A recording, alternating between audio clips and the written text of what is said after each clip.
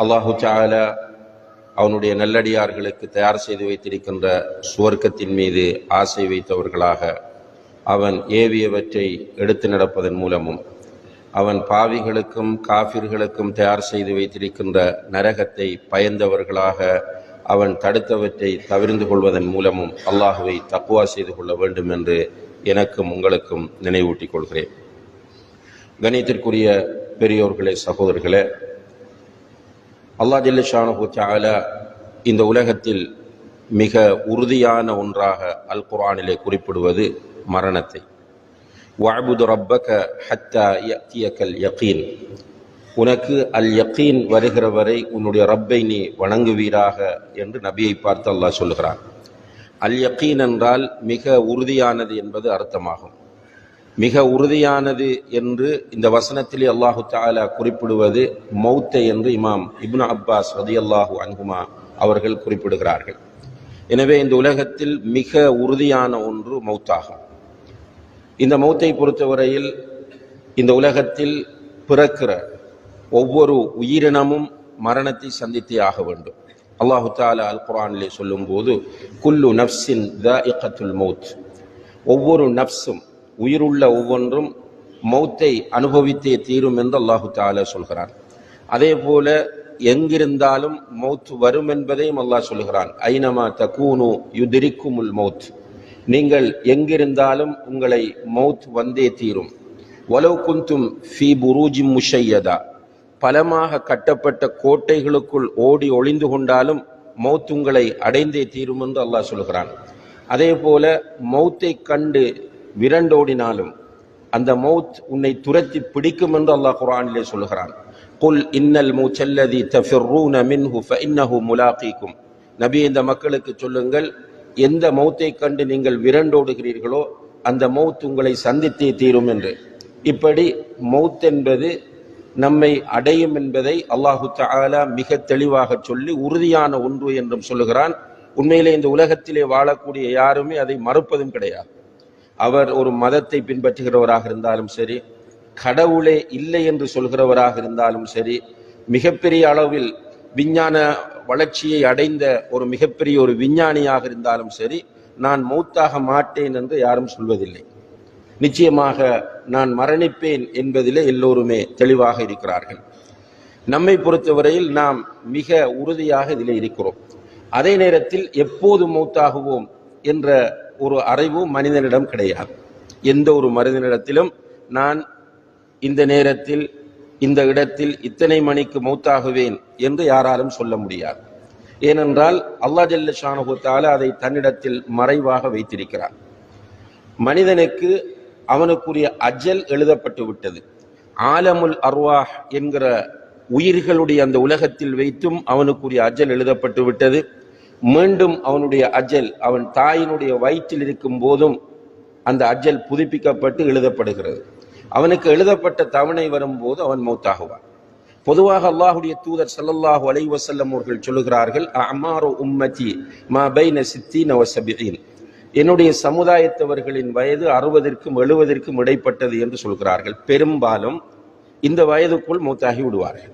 60க்கும் 70க்கும் இடையில் பெரும்பாலும் ரசூல் ஸல்லல்லாஹு அலைஹி வஸல்லம் அவர்களுடைய உம்மத்தைச் சேர்ந்தவர்கள் வஃபாத்தாகி விடுவார்கள் என்பதை நபிகள் நாயகம் ஸல்லல்லாஹு அலைஹி வஸல்லம் அவர்கள் சொல்கிறார்கள். அதே நேரத்தில் மறுமை நாள் நெருங்குகிற போது சில அடையாளங்கள் இந்த உலகத்திலே வெளிப்படும்.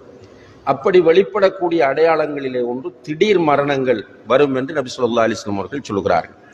திடீர் மரணம் என்றால் ஒருவர் முதுமை அடைந்து நோய்வாய்ப்பட்டிருக்கும் போது அவர் மௌத்தாகுவது என்பதை நாம் நம்முடைய பாஷையில் இயற்கை மரணம் என்று சொல்கிறோம். இதுதான் நோமலாக நடைபெறக்கூடிய மரணமாகும். திடீர் மரணம் என்றால் ஒருவர் இன்னும் வாழுவார் என்று நம்பிக்கொண்டிருக்கும் போது அவர் மௌத்தாகுவர். இந்த நிலையை நாம் பார்க்கிற போது இப்போ 60 தாண்டியவர்கள் பெரும்பாலும் நோன்மலாக வாழ்ந்து கொண்டிருக்கிறார்கள் அதிகமாக. இப்போ அவர்கள் மௌத்துடைய எல்லையை அடைந்திருக்கிறார்கள். 60 தாண்டி விடும் போது மௌத்துடைய எல்லையை அவர்கள் அடைகிறார்கள். ஆனால் 60ற்கு முன்னால் உள்ளவர்கள் அப்படி கிடையாது. அவர்களை பொறுத்தவரையில் பொதுவாக இவர் இன்னும் வாழுவார். ஒரு 40 வயதை உடையவரை பார்த்து அவர் இன்னும் இருப்பார் என்கிற ஒரு நம்பிக்கையோடு மக்கள் இருக்கும் போது திடீரென அவர் வஃபாத்தாகுவதை நாம் பார்க்கிறோம். இந்த திடீர் மரணங்கள் அண்மை காலமாக மிக அதிகரித்திருப்பதை நாம் அவதானிக்கக்கூடியதாக இருக்கிறது. குறிப்பாக சில அனர்த்தங்கள், தூங்கிக் கொண்டிருக்கிறார்கள், ஒரு பூகம்பம் ஏற்படுகிறது, ஆயிரக்கணக்கிலே மூத்தாகி விடுகிறார்கள். தூங்கிக் கொண்டிருக்கிறார்கள், கடல் பெருக்கெடுக்கிறது அல்லது கடலிலே ஒரு பூமி அதிர்ச்சி ஏற்படுகிறது, சுனாமியாக மாறுகிறது, ஆயிரக்கணக்கானவர்கள் திடீரென மூத்தாகி விடுகிறார்கள். இப்படியான ஒரு காலத்திலே நாம் எல்லோரும் இருந்து கொண்டிருக்கிறோம். இப்போ மௌத் இயற்கையாகவும் இடம்பெறுகிறது, திடீரெனவும் மௌத் இடம்பெறுகிறது. ஒரு முஸ்லிமை பொறுத்தவரையில் அவன் மௌத்தாகிற போது முஸ்லிமாக மௌத்தாக வேண்டும் என்ற உறுதியான சிந்தனை அவனிடம் இருக்க வேண்டும். இப்போ வெள்ளிக்கிழமைகளிலே ரசூல் ஸல்லல்லாஹு அலைஹி வஸல்லம் அவர்கள் மிம்பரில் வைத்து ஹுத்துபத்துல் ஹாஜா என்று சொல்லக்கூடிய ஹுத்துபாவை ஓதுவார்கள். அதாவது இன்னல் ஹம்துலில்லாஹ் என்று நம்ம அன்றைக்கு ஓதினோமே, இதை ஓதுவார்கள். ஓதிவிட்டு 3 குர்ஆன் வசனங்களை அதோடு சேர்த்து ஓதுவார்கள். அதை நம்ம ஓதினோம். அதுல முதலாவது அவர்கள் ஓதுகிற வசனம், யா அய்யுஹல்லதீன ஆமனு தக்குல்லாஹ ஹக்க துகாத்தி வலா தமூதுன்ன இல்லா வ அன்தும் முஸ்லிமூன். ஈமான் கொண்டவர்களே, அல்லாஹுவை தக்வா செய்ய வேண்டிய சரியான முறையில் நீங்கள் தக்வா செய்து கொள்ளுங்கள். வலா தமூதுன்ன இல்லா வ அன்தும் முஸ்லிமூன், நீங்கள் முஸ்லிம்களாகவே அன்றி மரணிக்க வேண்டாம். இது அல்லாஹுடைய அழைப்பை பாருங்கள். அடுத்த வசனத்தில் யா அய்யுஹன் நாஸ் என்று சொல்கிறார். ஆனால் இந்த வசனத்தில் யா அய்யுஹல்லதீன ஆமனு, ஈமான் கொண்டவர்களே, ஈமான் கொண்ட மக்களை அன்போடு அழைத்து அல்லாஹு தாலா சொல்கிற ஒரு அன்பான உபதேசமாகும். நீ மௌத்தாகுவது கன்ஃபார்ம். ஆனால் நீ எப்போது மௌத்தாகுவாய் என்பது உனக்கு தெரியாது. ஆனால் நீ மௌத்தாகும் போது ஒரு முஸ்லிமாக மௌத்தாகிவிடு. ஒரு முஸ்லிமாக நீ மௌத்தானால் உன்னுடைய உயிர் இந்த உலகை விட்டு பிரிகிற போதும் ராஹத்தாக பிரியும்.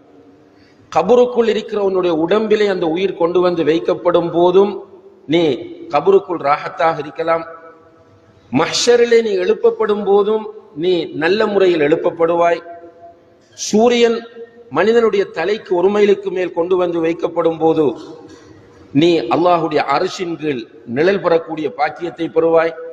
நரகத்தின் மீது வாளை விட கூர்மையான, முடியை விட மென்மையான பாலம் போடப்பட்டு அதை கடந்தால்தான் நரகத்திலிருந்து பாதுகாப்பு பெறலாம் என்ற நிலையில் மக்கள் அல்லோல கல்லோலப்பட்டு தடுமாறிக் கொண்டிருக்கிற போது நீ இந்த உலகத்தில் முஸ்லிமாக வாழ்ந்து முஸ்லிமாக மௌத்தானால் அந்த பாலத்தை இலகுவாக உன்னால் கடக்க முடியும். எந்த கண்ணுமே கண்டிருக்காத, எந்த காதுமே கேட்டிருக்காத, எந்த உள்ளமுமே கற்பனை பண்ணி இருக்காத அந்த சுவர்க்கத்திற்கு நீ போக முடியும் என்கிற அந்த கருத்தை யா அய்யுஹல்லதீன ஆமனு தக்குல்லாஹ ஹக்க துகாத்தி வலா தமூதுன்ன இல்லா வ அன்தும் முஸ்லிமூன் என்கிற இந்த அல்லாஹுடைய அழைப்பு உள்ளடக்கி இருக்கிறது என்பதை நாம் புரிந்து கொள்ள வேண்டும். எனவே அன்புள்ள சகோதரர்களே, ஒரு முஸ்லிம் எந்த நேரத்திலும் மௌத்துக்கு தயாராக இருக்க வேண்டும். ஒரு முஸ்லிம் புத்திசாலி, விவேகமானவர். ரசூல் ஸல்லல்லாஹு அலைஹி வஸல்லம் அவர்கள் சொல்லுகிறார்கள், அல் கையிசு மன் தான நஃப்ஸஹு வ அமில லிமா பஅதல் மௌத். உண்மையான ஒரு புத்திசாலி யார் என்றால் தன்னை அவன் சுய பரிசோதனை செய்து கொண்டே இருப்பான். தன்னை பற்றி கேள்வி கேட்டுக் கொண்டே இருப்பான். நான் ஏன் படைக்கப்பட்டேன்? ஏன் அல்லாஹ் இவ்வளவு நிஅமத்துகளை எனக்கு தருகிறான்? ஏன் என்னுடைய கண்ணுக்கு முன்னால் இதெல்லாம் நடந்து கொண்டிருக்கிறது? ஏன் அல்லாஹ் அவனை விட என்னை சிறப்பித்திருக்கிறான்? ஏன் அல்லாஹு தஆலா அவனுக்கு இபாதத் செய்யக்கூடிய பாக்கியத்தை எனக்கு தருகிறான் என்று அவன் தன்னை சுய பரிசோதனை செய்வான். அல்லது நான் ஏன் பொறாமைக்காரனாக இருக்கிறேன்? நான் ஏன் ஒருவனுடைய வளர்ச்சியிலே திருப்தி அடையாமல் இருக்கிறேன்? அவனுடைய சந்தோஷத்தை ஏன் என்னால் பொறுக்க முடியவில்லை? ஏன் நான் கோபப்படுகிறேன்? ஏன் நான் சதி செய்கிறேன்? ஏன் நான் சூழ்ச்சி செய்கிறேன்? ஏன் நான் அல்லாஹ்வை நினைவுபடுத்தாமல் இருக்கிறேன் என்று அவன் தன்னை சுய பரிசோதனை செய்து வஅமில லிமா பஅதல் மௌத், மௌத்துக்கு பிறகுள்ள வாழ்க்கைக்காக அமல் செய்வான் என்று நபிகள் நாயகம் ஸல்லல்லாஹு அலைஹி வஸல்லம் அவர்கள் சொல்கிறார்கள். எனவே நாம் புத்திசாலிகளாக செயற்பட வேண்டும். எனி டைம் மௌத் வரலாம். சென்ற வாரம் கல்முனையைச் சேர்ந்த ஒரு டாக்டர், இளவயதையுடைய ஒரு டாக்டர் மூத்தான செய்தி எல்லோரையுமே கவலையில் ஆழ்த்தியது. அல்லாஹ் அவருடைய பாவங்களை மன்னித்து சுவர்க்கத்தை கொடுக்க வேண்டும். இதிலிருந்து என்ன படிப்பினை நாம் பெற்றோம்? அதே போல 2-3 நாட்களுக்கு முன்னால் ஈராவூரிலே ரயில் கடவையிலே வைத்து ட்ரெயினால் மோதப்பட்டு ஒரு 38 வயது வாலிபரும் பார்த்தான. செய்தியாக ஷேர் பண்ணினோம். நமக்கு கிடைத்த படிப்பினை என்ன? நாம் என்ன யோசிக்கிறோம் அந்த நேரத்தில்? இது ஒரு பெரிய ஒரு விஷயமாக அன்புள்ள சகோதரர்களே. அப்ப நாம் அல்லாஹு தஆலா தரக்கூடிய ஒவ்வொரு அவகாசத்தையும் ஒவ்வொரு சந்தர்ப்பத்தையும் நம்மை திருத்திக் கொண்டு அல்லாஹுக்கு பொருத்தமாக வாழ்வதற்கு நாம் முயற்சி செய்ய வேண்டும். நாம் மௌத்தாகிவிட்டால் நம்முடைய ஜனாசா தொடர்பாக முஸ்லிம் சமுதாயத்திற்கு பொதுவாகவும் நம்முடைய குடும்பத்தினருக்கு குறிப்பாகவும் சில கடமைகளும் பொறுப்புகளும் இருக்கின்றன. அந்த கடமைகளையும் பொறுப்புகளையும் முஸ்லிம் சமுதாயமும் நம்முடைய குடும்பமும் செய்ய வேண்டும். அல்ஹம்துலில்லாஹ் செய்து கொண்டிருக்கிறார்கள். அதிலே சில முக்கியமான விஷயங்களை நினைவுபடுத்துவது நம் எல்லோருக்கும் பயனுள்ளதாக இருக்கும் என்று நினைக்கிறேன். இப்ப ஜனாசா ஒருவர் மௌத்தாகிவிட்டால் முடியுமானவரை வேகமாக அவரை அடக்கம் செய்ய வேண்டும் என்று நபிகள் நாயகம் ஸல்லல்லாஹு அலைஹி வஸல்லம் அவர்கள் சொல்கிறார்கள். அதற்கு 2 காரணம் சொன்னார்கள். முஸ்தரீஹுன் அவ் முஸ்தராஹும் மின். மையத் ஒருவர் மௌத்தாகிவிட்டால் அவருடைய ஜனாசாவை நீங்கள் வேகமாக கொண்டு போய் அடக்குங்கள். ஒன்றில் அவர் நிம்மதியாக இருப்பார், ராஹத்தாக இருப்பார். ஏனென்றால் அந்த உலகத்தில் உள்ள சோதனைகள், கெடுபிடிகள், மன அழுத்தங்களில் இருந்து அவர் விடுபட்டு அவர் கபருக்குள் போய் நிம்மதியாக இருப்பார். அல்லது இந்த உலகத்தில் உள்ளவை அவரால் தொல்லைப்பட்டு கொண்டிருந்தன. மனிதர்களுக்கு தொல்லை கொடுத்து கொண்டிருந்தான். அவனை பார்த்தாலே சிலருக்கு டென்ஷன் ஆகும். என்ன வாரான், என்ன எழுத போகிறானோ, என்ன பேச போகிறானோ, நம்மை பற்றி என்ன செய்தியை பரப்ப போகிறானோ, என்ன அநியாயம் நமக்கு செய்ய போகிறானோ என்று மனிதர்கள் அவனை பார்த்து பயப்படுவார்கள். அதே நேரத்தில் ரசூலுல்லாஹி அலைஹி வஸல்லம் சொல்கிறார்கள், சில நேரங்களில் அவனுடைய அந்த அநியாயம் என்பது மனிதனையும் தாண்டி ஏனையவற்றுக்கும் கடந்து செல்லக்கூடியதாக இருக்கும். அப்படியானவன் மௌத்தானால் அவசரமாக கொண்டு அடக்குங்கள். ஏனென்றால் அவனிலிருந்து இந்த உலகம் ராஹத்தடையட்டும். சுப்ஹானல்லாஹ். ஒன்று அவன் இந்த உலக சோதனைகளிலிருந்து ராஹத்தடைந்த கபரிலே நிம்மதியாக தூங்குவான், அல்லது அவனிலிருந்து இந்த உலகம் நிம்மதியாகட்டும். அல்லாஹ் 2வது கூட்டத்திலிருந்து நம் அனைவரையும் பாதுகாக்க வேண்டும். ஆனால் சில நேரங்களில் நாம் விரும்பியோ விரும்பாமலோ சிலர் இப்படி ஆகிறோம். நம்முடைய பெற்றோரை டோர்ச்சர் பண்றது. பெற்றோர் நினைக்கிறாங்க இவன் மௌத்தான பரவாயில்லை. சில நேரம் உடன்பிறப்புகளை டோர்ச்சர் பண்றது. அவங்க நினைக்கிறாங்க இவன் மௌத்தான நம்முடைய குடும்பத்துக்கே நிம்மதி என்று. சில நேரம் மனைவியை கொடுமைப்படுத்துவது. அந்த மனைவி நினைக்கிறாள் இவன் மௌத்தான நல்லது என்று. இப்படியான ஒரு நிலையில் நாம் வாழ்ந்து விடக்கூடாது. ஒரு இன்ட்ரெஸ்டிங்காக இருக்கலாம், ஷைத்தான் அழகுபடுத்தி காட்டி அது ஒரு சந்தோஷமாக இருக்கலாம். ஆனால் நபிகள் நாயகம் ஸல்லல்லாஹு அலைஹி வஸல்லம் அவர்கள் சஹாபாக்களோடு இருக்கிறார்கள். ஒரு ஜனாசா வருகிறது. அப்படி ஜனாசா வரும்போது சஹாபாக்கள் அந்த ஜனாசாவை பாராட்டுகிறார்கள், புகழுகிறார்கள். மாஷா அல்லாஹ், ஒரு நல்ல மனிதன், சிறந்த ஒரு மனிதன், சமுதாயத்திற்கு பயன் தரக்கூடிய ஒரு மனிதன் போய்விட்டான் என்று மக்கள் மனதார அவனை பாராட்டுகிறார்கள். ரசூலுல்லாஹி அலைஹி வஸல்லம் அவர்கள் கேட்டுக்கொண்டிருக்கிறார்கள். உடனே அல்லாஹ்வுடைய தூதர் சொன்னார்கள், வஜபத், அவனுக்கு வாஜிபாகி விட்டது என்றார்கள். பிறகு ஒரு சந்தர்ப்பத்தில் இன்னும் ஒரு ஜனாசா வருகிறது.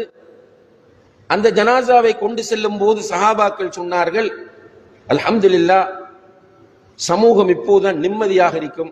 தொலைந்தான், பெரிய கொடுமைக்காரனாக இருந்தவன், மற்றவர்களுக்கு தொல்லை கொடுத்து கொண்டிருந்தவன், இவன் போய்விட்டான், இப்போதுதான் நிம்மதி என்று அவர்கள் சொல்லும் போதும் அல்லாஹ்வுடைய தூதர் சொன்னார்கள், வஜபத், அவனுக்கு வாஜிபாகி விட்டது என்றார்கள்.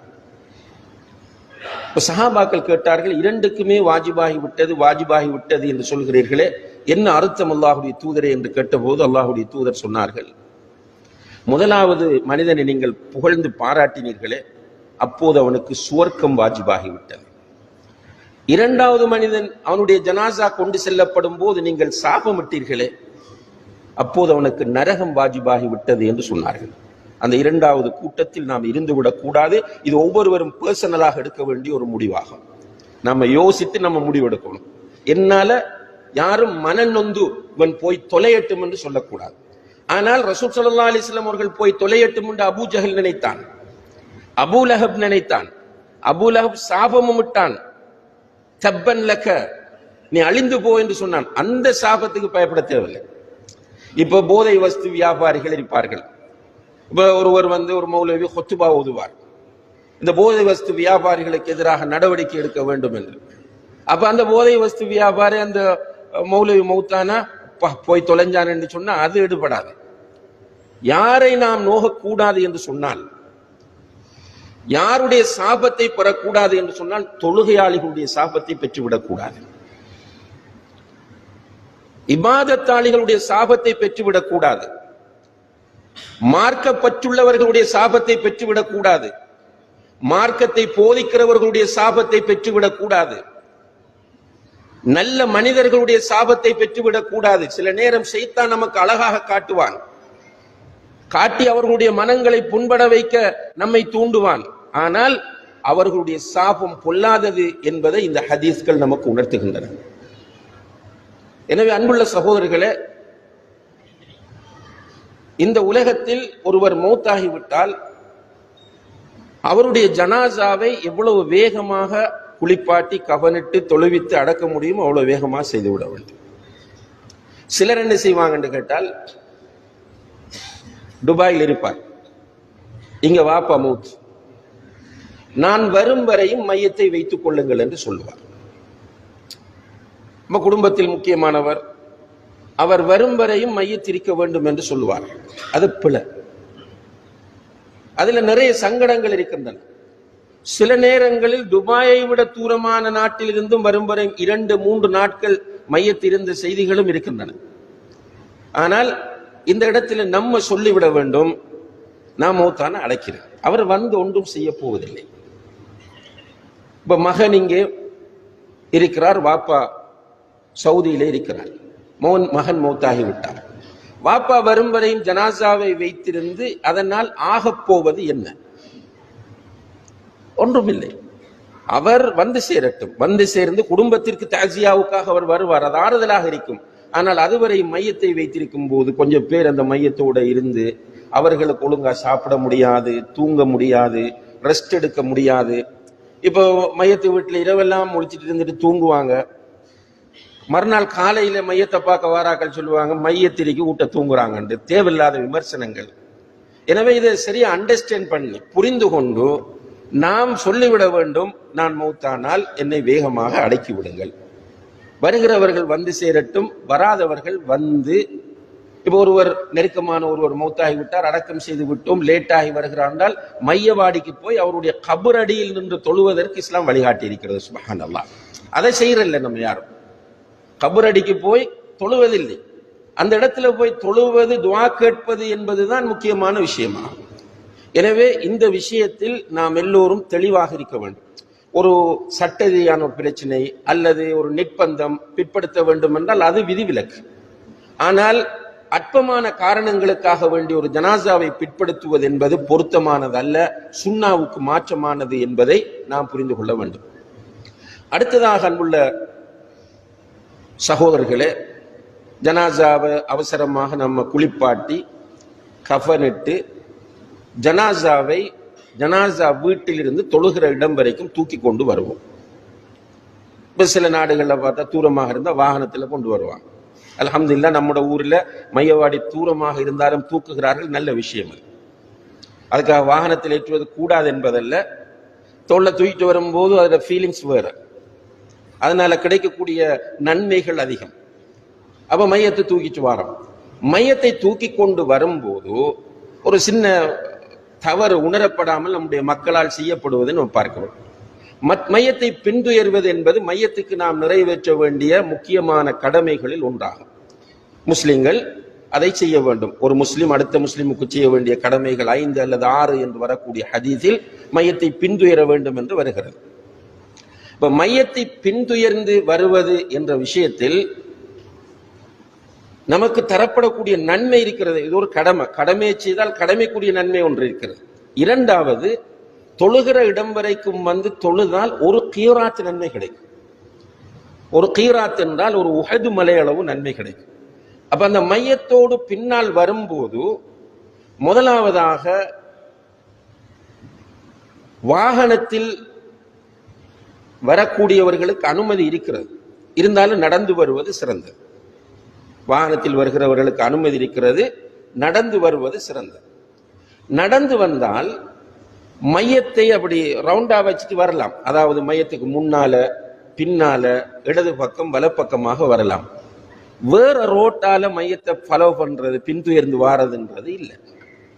நான் பதிவு செய்ய விரும்புற விஷயம் இல்லை. நிறைய பேர் வேகமா பள்ளிக்கு வந்து சேரணும்ன்றதுக்காக மையத்தை குளிப்பாட்டி முடிய உலகத்தை நின்றவர்கள் சுப்ஹானல்லாஹ் ஒரு கீராத்து நன்மையை கிட்டத்தட்ட மிஸ் பண்ண பாக்குறாங்க. அப்ப மையத்துக்கு பின்னாலதான் வரணும், அல்லது மையத்தோட சேர்ந்து முன்னால வரலாம், பிரச்சனை இல்லை. ஆனால் வேறு வீதியால் வருவது என்பது அந்த நன்மையை நமக்கு இல்லாமல் செய்துவிடும். அல்லாஹ் பாதுகாக்க வேண்டும். இரண்டாவதாக, வாகனங்களில் வருகிற ஒருவர், மோட்டார் பைக்கோ அல்லது வேறு வாகனங்களோ சைக்கிள்லையோ வரக்கூடிய ஒருவர் மையத்துக்கு பின்னால்தான் வரணும், மையத்தை முந்தக்கூடாது. ரசூலுல்லாஹி அலைஹி வஸல்லம் அவர்கள் அதை தெளிவாக சொல்லியிருக்கிறார். அர்-ராகிபு யம்ஷி ஹல்ஃபல் மையித் என்று. வாகனத்தில் வருகிறவர் மையத்துக்கு பின்னால்தான் வரணும். அடுத்த விஷயம் என்னென்றால், எல்லாரும், நான் உட்பட நம்ம எல்லாருமே ஒரு பெரிய பிழைய விடுறோம். என்னென்றால், இந்த மையத்துக்கு பின்னால போகும்போது ஒரு காலத்துல நம்ம சண்டை பிடித்தோம். என்ன சண்டை பிடிச்சோம்டா, ஷஹாதா கலிமா சொல்லி பைத்தோதி அப்படின்னு பிதஅத்துகளை நிறைய செஞ்சு வந்தாங்க. அது பிதஅத், என்ன இருந்தாலும் அது பிதஅத்தான். எனவே அதை விடணும், விட்டாச்சு. இப்ப என்ன பண்றோம்னு சொன்னால், பேசிக்கொண்டு வரோம்.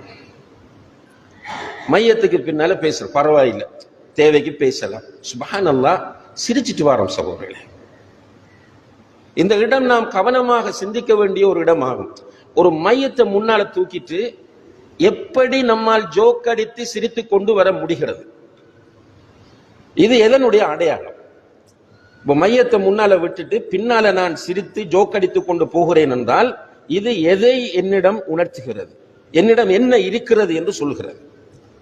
நிச்சயமாக என்னுடைய உள்ளம் செத்து போய் விட்டது என்பதற்கான மிகப்பெரிய ஒரு அடையாளம் இது. என்னுடைய உள்ளம் கரைபடைந்திருக்கிறது என்பதற்குரிய மிகப்பெரிய ஒரு அடையாளம் தான் இது. எனவே நம்ம மேக்சிமம் ஒவ்வொரு நிறைய சகோதரர்கள் அல்ஹம்துலில்லாஹ், நம்முடைய ஊரை பொறுத்தவரை, மருதமனையை பொறுத்தவரையில் ஏனைய ஊர்களை விட அல்ஹம்துலில்லாஹ் சும்மா அல்ஹம்துலில்லாஹ், அல்லாஹ்க்கு நம்ம ஷுக்ர் செய்ய வேண்டும். ஜனாசாக்களுக்கு கலந்து கொள்கிற வீதம் மிக அதிகம். அதிலும் மிக டிசிப்ளினாக கலந்து கொள்கிற நிலையும் பாராட்டப்பட வேண்டியது. ஆனால் இந்த கதைத்து கொண்டு பேசிக்கொண்டு வருகிற விஷயம் நம்ம ஒவ்வொருவரும் தவிர்த்து கொள்ளணும். நம்ம திக்ர் செய்து கொண்டு, இஸ்திக்ஃபார் செய்து கொண்டு, இந்த தூக்கிட்டு போற மையத்தாக இன்றைக்கு நான் இருந்திருந்தால் என்ற ஒரு கற்பனை பண்ணினால் நமக்குள்ளே அழுகை வரும், நமக்குள்ள பெரிய ஒரு கவலை வரும். சலவு சாலிஹீன்கள் அப்படித்தான் இருந்தார்கள். இப்ப நாளைக்கு என்னை தூக்கினால் இவ்வளவு சனம் எனக்கு பின்னால், இந்த மையத்துக்கு பின்னால் வருமா? இவ்வளவு பேர் வந்தால் அல்ஹம்துலில்லாஹ், இதிலே 40 பேர் ஷிர்க் செய்யாதவர்கள் இருந்து விட்டால் எனக்கு ஒரு பெரும் பாக்கியம் என்று அந்த கற்பனையிலும் அந்த நினைவிலும் இஸ்திக்ஃபாரோடும் திக்ரோடும் நாம் மையத்தை பின்துயர்ந்து வர வேண்டும். அடுத்த ஒரு விஷயம் என்னென்றால், மௌத்தானா பிள்ளைகள் நிறைய பேர் நினைக்கிறாங்க நான் தொழுவிக்கணும் என்று நினைக்கிறாங்க. குடும்பத்தில் உள்ளவர்கள் நான் தொழுவிக்கொண்டு நினைக்கிறாங்க. மார்க்க அடிப்படையில் இதனுடைய நிலை என்ன என்று கேட்டால், பிள்ளைகள் தொழுவிக்கலாம், பிரச்சனை இல்லை. உறவினர்கள் தொழுவிக்கலாம், பிரச்சனை இல்லை. மார்க்கத்தில் அனுமதிக்கப்பட்ட ஒன்றுதான். ஆனால் பொதுவாக ரசூல் ஸல்லல்லாஹு அலைஹி வஸல்லம் காலத்தில் ரசூல் ஸல்லல்லாஹு அலைஹி வஸல்லம் அவர்கள் தான் ஜனாசா தொழுகை நடத்துவார்கள் என்பது நமக்கு தெரியும். அபூபக்கர், உமர், உஸ்மான், அலி ரலியல்லாஹு அன்ஹும் போன்றவர்களுடைய காலத்தில் அவங்க தான் அந்த மதீனாவில் உள்ள ஜனாசா தொழுகையை நடத்தக்கூடியவர்களாக இருந்தார்கள். இதை வைத்து உலமாக்கள்ல பெரும்பாலானவர்கள் என்ன சொல்றாங்க என்றால், ஒரு ஆட்சியாளர் அந்த இடத்தில் இருந்தால் அவர் தான் ஜனாசா தொழுவிப்பதற்கு மிக தகுதியானவர். அந்த இஷ்யூ நமக்கு இல்லை. இரண்டாவது, பள்ளிவாசலுக்கு ஜனாசா வந்தால் பள்ளி இமாம் தான் ஜனாசாவை தொழுவிப்பதற்கு மிக தகுதியானவராக உலமாக்களில் பெரும்பாலானவர்கள் குறிப்பிடுகிறார்கள். அதற்கு ஒரு மிக முக்கியமான ஆதாரமாக ஹுசைன் ரலியல்லாஹு அன்ஹு அவர்கள் வஃபாத்தான போது ஹசன் ரலியல்லாஹு அன்ஹு அவர்கள் தொழுவிக்க வராம இன்னும் ஒரு சஹாபி இமாமாக இருந்தவரை நீங்க போய் தொழுவீங்கன்னு சொன்னாங்க. சொல்லிட்டு சொன்னாங்க, இது சுன்னத்தில்லை என்று இருந்தால் உங்களை தொழுவிக்க விட்டுருக்க மாட்டேன்னு சொன்னார். நீங்க தொழுவிக்கிறது சுன்னத்தில்லை என்றிருந்தால் நான் தொழுவிக்க போயிருக்க மாட்டேன்னு சொன்னாங்க. அதை வைத்து உலமாக்கள் சொல்லுகிறார்கள், பள்ளியில ஜனாசா தொழுவிச்சா பள்ளி இமாமாக இருக்கிறவர் தொழுவிப்பதுதான் சிறந்தது. இப்ப நான் சொன்ன வார்த்தைகளை நீங்க கவனிக்கணும். நான் சிறந்தது தான் சொல்லிட்டு வரேன், வாஜிப் என்று சொல்லல. இந்த சில சகோதரர்கள் நான் ஒரு முடிவாக சொன்னது போன்று புரிஞ்சிட்டு பிறகு அவர் தான் தொழுவிக்கொண்டு நிற்பீங்க, அதுக்காக சொல்ல. பிள்ளைகள் தொழுவிக்கலாம் என்று சொன்னேன். பிள்ளைகளுக்கு தெரியணும், பொதுவாக நான் ஒரு இமாமத் செய்வதற்கு தகுதியானவனா என்று தெரிய வேண்டும். இப்ப நான் சொன்னதெல்லாம் சிறந்தது. பள்ளிக்கு வந்தா பள்ளி இமாம் தொழுவிக்கிறது சிறந்தது. ஒரு ஆட்சியாளர் இருக்கும் போது ஆட்சியாளர் தொழுவிப்பது சிறந்தது. இப்ப பிள்ளைகள் உறவினர்கள் தொழுவிக்க ஆசைப்படுகிறார்கள், அவருக்கு தெரியணும் நான் தொழுவிப்பதற்கு தகுதியானவன். ஏன்னா தொழுவிக்கிறதுக்கு இமாமத் செய்தறதுக்கு ஒரு தகுதியை இஸ்லாம் சொல்லி இருக்கிறது. அந்த தகுதியில முதலாவது என்னன்னு கேட்டால், தொழுகை பற்றிய ஃபிக்ஹ் அவரிடம் இருக்க வேண்டும். இப்ப உதாரணமாக மறதியில் 5வது தக்பீர் கையை தூக்கிட்டார், பின்னால் உள்ளாக்கள் சுபஹான் அல்லாஹ் சொல்லுவாங்க, இவர் என்ன பண்ணுவார்? அந்த நாலேஜ் அவரிடம் இருந்தால் பிரச்சனை இல்லை. சில நேரம் அவர் ஒரு டென்ஷன்ல இமோஷன்ல தக்பீர் கட்டினவர் சூரத்துல் ஃபாத்திஹாவை சத்தம் போட்டு ஓதிடுவார், விளக்கம் கேட்பாங்க, பின்னால் இருக்கிறாங்க. அதற்கு விளக்கம் சொல்லக்கூடிய அளவுக்கு அவருக்கு நாலேஜ் இருக்கிறதா, இதை அவர் பார்க்கணும். சும்மா நான் தொழுவிப்பேன், எல்லாருக்கும் தொழுவிக்கலும் அல்ஹம்துலில்லாஹ். ஆனால் ஃபிக்ஹு ஸலாத், தொழுகை பற்றிய அறிவு அவரிடத்தில் இருக்கிறதா என்பது முதல் கண்டிஷன். இரண்டாவது விஷயம், அவர் குர்ஆனுடைய விஷயத்தில் எந்த அளவு அறிவுள்ளவர் என்பதையும் அவர் பார்க்க வேண்டும். அக்ரஉக்கும் லிகிதாபில்லாஹ், உங்களை இமாமத் செய்யறதுக்கு மிக தகுதியானவர், குர்ஆனை சிறந்த முறையில் ஓதக்கூடியவர் என்று நபிகள் நாயகம் ஸல்லல்லாஹு அலைஹி வஸல்லம் அவர்கள் சொல்கிறார்கள். அப்படியான ஒருவரா என்பதையும் பார்க்க வேண்டும். அப்ப அந்த நிலையில இருந்து நான் தொழுவிக்க போறேன், அல்ஹம்துலில்லாஹ். இமாம் ஷாஃபி ரஹ்மத்துல்லாஹி அவர்கள் சொல்கிறார்கள், வலிகள் தான், அதாவது அந்த மையத்தினுடைய பொறுப்பாளர்கள் தான் மிக தகுதியானவர்கள் என்று சொல்கிறார்கள். அந்த அடிப்படையில் அவர் தொழுவிக்க வரலாம். ஆனா மனச்சாட்சி முக்கியம். இதுல ஓரளவு ஃபிக்ஹ் உள்ளவர்கள், ஓரளவு கிராத் உள்ளவர்கள், அல்ஹம்துலில்லாஹ் 5 வக்தும் ஒழுங்கா தொழக்கூடியவர்கள், மனச்சாட்சிப்படி சக்திக்குட்பட்டவரை ஹலால் ஹராம் பேணக்கூடியவர்கள், மார்க்கத்தில் பற்றாக இருக்கக்கூடிய பிள்ளைகள் தொழுவிக்கிறாங்க, ஓகே. ஆனால் தொழுகையிலேயே பேணுதல் இல்லாதவர் வாப்பாக தொழுகணும் நினைக்கிறார். 5 வக்து தொழுகையில பேணுதல் இல்லாத, கடைசி அவருக்கு கிடைக்கிற கடைசி சான்ஸ், அது அந்த மையத்துக்கு கிடைக்கிற கடைசி சான்ஸ், ஒரு சின்சியராக உளப்பூர்வமாக தொழுகையாளிகள் அனைவரும் துஆ செய்கிற ஒரு நிலை தொழுகைதான். ஏனென்றால் ஜனாசா தொழுகைக்கு பிறகு ஒரு துஆ கிடையாது. இப்ப ஸல்லல்லாஹு அலைஹி வஸல்லம் சொல்லி தருவோம் இல்ல, சஹாபாக்கள் ஓதுவோம் இல்ல, வேற இமாம்கள் ஓதுவோம், மையத்தை அடக்கி போட்டு துஆ இருக்கு. ஆனால் தொழுவிச்சு போட்டு திரும்ப ஒரு துஆ உண்டு இல்லை. இப்ப சிலர் அதை ஓதுறாங்க, அதை வேணும் என்று ஓதுறாங்க, அல்லாஹ் அவங்களை ஹிதாயத் கொடுக்கணும். ஒரு இது மார்க்கத்துல இந்த என்னது நீயா நான விளையாட்டு எல்லாம் சரி வராது. அல்லாஹ்வை திருப்திப்படுத்துறது, மறுமையில பதில் சொல்றதுதான் மார்க்கம். நம்ம அதை விட்டோம்டா தௌஹீத் வளர்ந்துடும். தௌஹீத்ன்றது நான் தொடர்ந்து சொல்லி கொண்டு வரது ஒரு இயக்கம் கிடையாது, அது ஒரு கொள்கை. அதை சிலர் தங்களுக்கு அதை பெயரை சூட்டி கொண்டது என்பது உண்மையிலே பல இயக்க வெறி என்பது இஸ்லாத்தில் கூடாது. அதான் இன்றைக்கு சமூகத்தையே நாசமாக்கி இருக்கிற ஒன்றாகும். நம்ம தீனுக்காக நிக்கணுமா, இயக்கத்துக்காக நிக்கணுமா? குர்ஆன் சுன்னாவுக்காக நிக்கணுமா, இயக்கத்துக்காக நிக்கணுமா? இயக்கம் இயக்கம் இயக்கம் என்று எல்லோருமே இயக்கத்திற்கு பின்னால் போய் இன்று உலகம் முழுக்க போய் ஒரு சோதனையாக இது மாறி இருப்பதை பார்க்கிறோம். இன்றைக்கு இயக்கம் என்ற அந்த இயக்க அந்த லட்சணை முன்னால் வந்ததனால் என்ன நடக்குது? இன்றைக்கும் கூட முஸ்லிம் சமூகத்தில் முஸ்லிம்கள் மற்றவர்களை காட்டி கொடுக்கக்கூடிய ஒரு கெட்ட நிலைக்கு தள்ளப்பட்டுட்டோமா இல்லையா? அப்ப இது ஒரு வேற விஷயம். தீன் என்று வந்தால் கால அல்லாஹ் கால ரசூல், அல்லாஹ் ரசூல் சொன்னதுக்கு தான் நம்ம மரியாதை கொடுக்கும். அது நமக்கு புரியும். நான் அல்லாஹ்வை ஈமான் கொண்டிருக்கிறேன், அல்லாஹ்வுடைய தூதர் ஸல்லல்லாஹு அலைஹி வஸல்லம் அவர்களை இறுதி தூதராக ஈமான் கொண்டிருக்கிறேன், அவர்களுக்கு நான் கொடுக்க வேண்டிய ஹக்குகள் என்ன, இந்த மார்க்கத்திற்கு நான் ஆற்ற வேண்டிய பணிகள் என்ன என்பதை மனச்சாட்சியோடு ஒவ்வொருவரும் புரிந்து கொள்ள வேண்டும். என்ன இயக்கத்துக்காக நின்ற நிறைய பேர் போயிட்டாங்க, ரைட்? நானும் போறேன், நீங்களும் போறீங்க. நமக்கு கபருக்குள்ள போய் நம்முடைய இயக்கத்தை பற்றி ஒரு கேள்வி கிடையாது சகோதரர்களே. கபருக்குள்ள மன் ரப்புக்க மா தீனுக்க மா ஹாதா ரஜுல் அல்லதி புஇஸ ஃபீக், உன்னுடைய ரப்பு யார், உன்னுடைய மார்க்கம் என்ன, உனக்கு வந்த தூதர் யார், குர்ஆன் என்ன, இந்த கேள்விகள் தான் கபருக்குள். நீ எந்த இயக்கத்தைச் சேர்ந்தவன், அந்த இயக்கத்தில் நீ என்ன பதவியில் இருந்தாய், அந்த இயக்கத்திற்காக நீ என்ன தொண்டாற்றினாய், இயக்கத்தில் எந்த அளவு வெறியோடும் பற்றோடும் நீ இருந்தாய் என்ற கேள்வி கபருக்குள்ளேயும் இல்லை, மஹ்ஷர்லயும் இல்லை.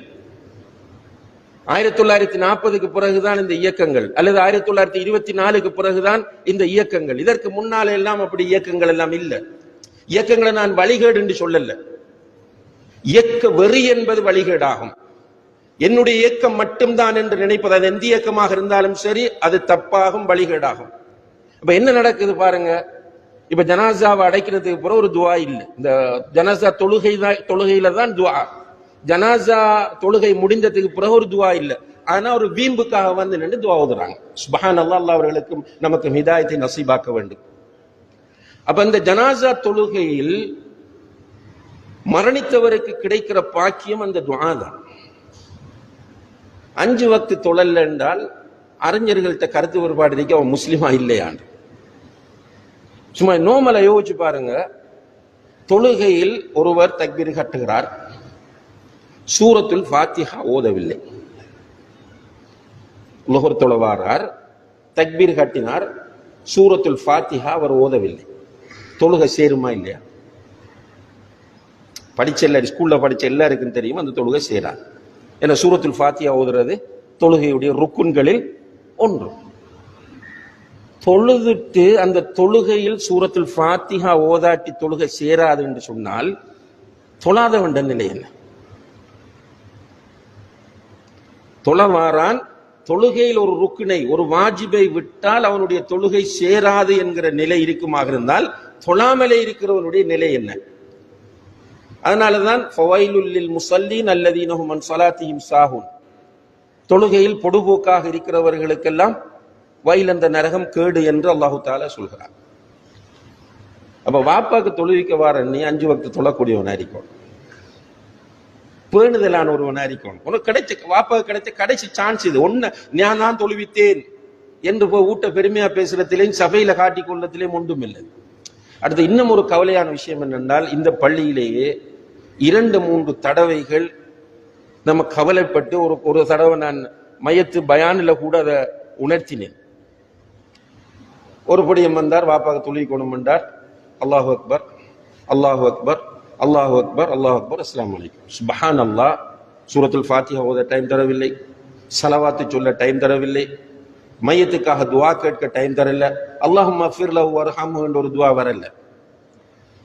வந்திருக்கிற துவா அல்லாஹும்ம ஃபிர் லஹு வர்ஹம்ஹு வஅஃபு அன்ஹு வஆஃபிஹி வஅக்ரிம் நுஸுலஹு வவஸ்ஸி' முத்கலஹு வக்ஸில்ஹு பில்மாஇ வஸ்ஸல்ஜி வல்பரத் அல்லாஹும்ம நக்கிஹி மினல் ഖതാயா கமா யுனக்க ஸௌபுல் அபியது மினத் தனஸ் அல்லாஹும்ம அப்தில்ஹு தாரன் ഖைரன் மின் தாரிஹி வஅஹ்லன் ഖைரன் மின் அஹ்லிஹி வஸௌஜன் ഖைரன் மின் ஸௌஜிஹி என்ற துவா. அருமையான துவா. நீங்க மொழிபெயர்ப்பு பாருங்க.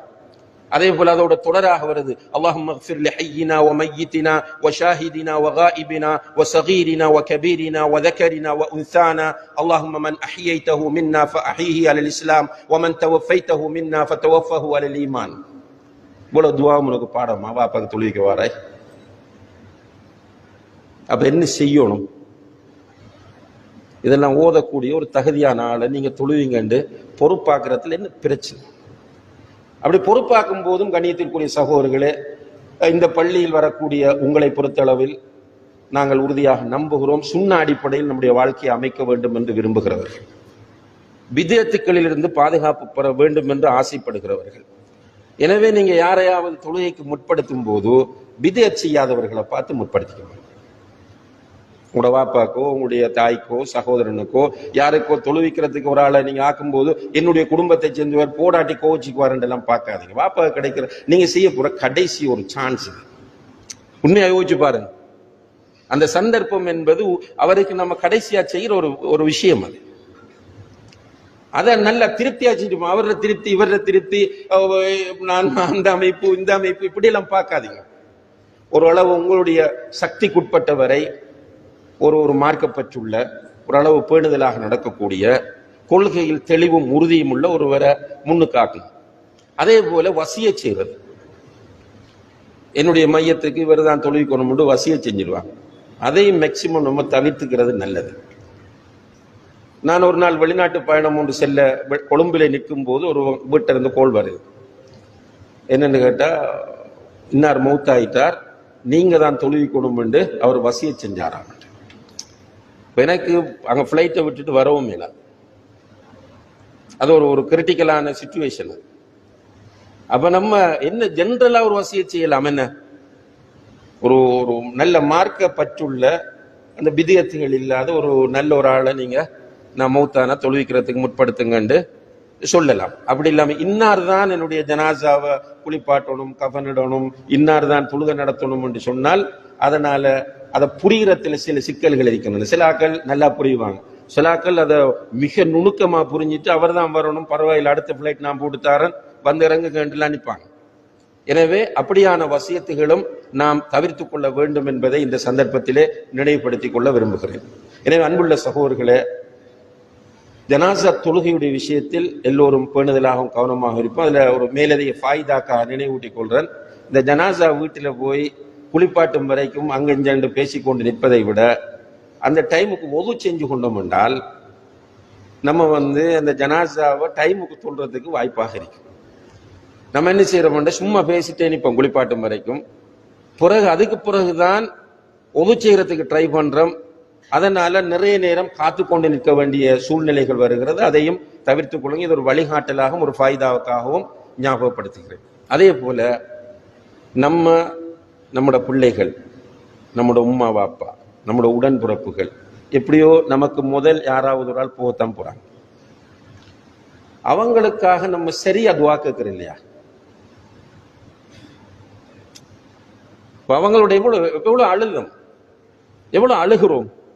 பாப்பா மூத்தாயிட்டார் என்று அழுகிறோம், நானா மூத்தாயிட்டார் என்று அழுகிறோம், உம்மா மூத்தாயிட்டாங்க என்று அழுகிறோம், மகன் மூத்தாயிட்டார் என்று அழுகிறோம். அழுது பிரயோசனம் இல்லை. அழுகை சில நேரங்களில் ஹதீஸ் வருது, இன்னல் மையித ல யுஅذபு பிபுகாஇ அஹ்லிஹி அலைஹி, குடும்பத்தார் அழுவதை வைத்து மையத்துக்கு கஷ்டமா இருக்கும் என்று ஹதீஸ் வருது. அழுகிறதால நன்மை கிடைக்குமாண்டா இல்லை. எது பிரயோசனம் என்றா நம்ம கேட்கிற துஆ.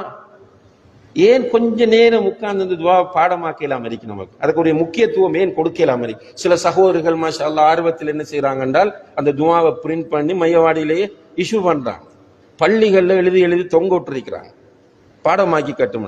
ஆனா நம்ம கிட்ட அந்த ஆர்வம் வரல, நம்ம யோசிக்காம இருக்கிறோம். ஒரு பெரிய விஷயம் இல்லை இது, ஒரு சூரத்துல் பக்ரா பாடமாக்குற மாதிரியோ அல்லது ஜுஸு அம்மே பாடமாக்குற மாதிரி விஷயம் இல்லை. ஜஸ்ட் ஒரு 6 வரிகள். اللهم اغفر له وارحمه واعف عنه وعافيه واكرم نزله ووسع مدخله واغسله بالماء والثلج والبرد اللهم نقه من الخطايا كما ينقى الثوب الابيض من الدنس اللهم ابدله دارا من داره واهلا خيرا من اهله وزوجا خيرا من زوجه. இவ்வளவுதான் அந்த துஆ. சூரத்துல் ஃபாத்திஹா விட சின்னது. ஆனா நியத் வைக்கல தரும். இன்ஷா அல்லாஹ் இன்றைக்கு அந்த நியத்தை வைங்க. அசர தொழுதுட்டு நீங்க பாடமாக்கிடலாம். இல்லாட்டி நாளைக்கு சுபஹ தொழுதுட்டு உட்காருங்க, ஒரு 15 நிமிஷம் பாடமாக்கிடலாம். வைஃப்கிட்ட போய் பாடம் கொடுங்க, இல்லாட்டி பிள்ளைகிட்ட பாடம் கொடுங்க, மகனிட்ட பாடம் கொடுங்க, அல்ஹம்துலில்லாஹ் பாடம் வந்துடும். இது நம்மட பாப்பாக்கு நம்ம இந்த துஆ செய்யாட்டின்னு சவர்கள் அல்லாஹும்ம ஃபிர்லஹு அல்லாஹும்ம ஃபிர்லஹு அல்லாஹும்ம ஃபிர்லஹு இப்படியே காலத்தை ஓட்டலாமா? எனவே இதையும் நாம் எல்லோரும் கவனத்தில் கொள்ள வேண்டும் என்பதை இந்த சந்தர்ப்பத்திலே நினைவுபடுத்திக் கொண்டு, எல்லாம் வல்ல அல்லாஹ் ஜல்ல ஷானஹு தஆலா அவனுடைய மார்க்கத்தை சரியாக அறிந்து அதை மனப்பூர்வமாக ஏற்று அல்லாஹுக்காக அந்த மார்க்கத்தை நடைமுறைப்படுத்தக்கூடிய நல்ல மக்களாக நம் அனைவரையும் ஆக்கி அருள்வானாக. வஆஹிரு தஅவானா அனில் ஹம்துலில்லாஹி ரப்பில் ஆலமீன். அல்ஹம்துலில்லாஹி ரப்பில் ஆலமீன் வல் ஆகிபத்து லில் முத்தகீன் வலா உத்வான இல்லா அலல் ஸாலிமீன் வஸ்ஸலாத்து வஸ்ஸலாமு அலா அஷ்ரஃபில் அன்பியாஇ வல் முர்சலீன் வ அலா ஆலிஹி வ அஸ்ஹாபிஹி அஜ்மஈன். அம்மா பஅத். கணிதத்திற்குரிய பெரியோர்களே, சகோதரர்களே, ஒரு ஜனாசாவை குளிப்பாட்டி கஃனிட்டு அதற்காக தொழுகை நடத்தி அடக்கம் செய்வதும் நம் எல்லோர் மீது உள்ள பொறுப்பாகும். அதை ஃபர்து கிஃபாயான்னு சொல்றேன். ஃபர்து கிஃபாயான்னு சொல்றதுல அர்த்தம் கொஞ்சம் பேர் தான் செய்யுங்கன்றதல்ல, எல்லாரும் செய்யுங்க.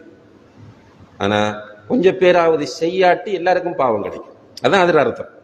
நம்முடைய சமூகத்தில் ஃபர்து கிஃபாயா என்பதை எப்படி புரிஞ்சிட்டாங்க என்றால், கொஞ்சம் பேர் செய்யுங்க கொஞ்சம் பேர் செய்யுங்கன்னு புரிஞ்சிட்டாங்க.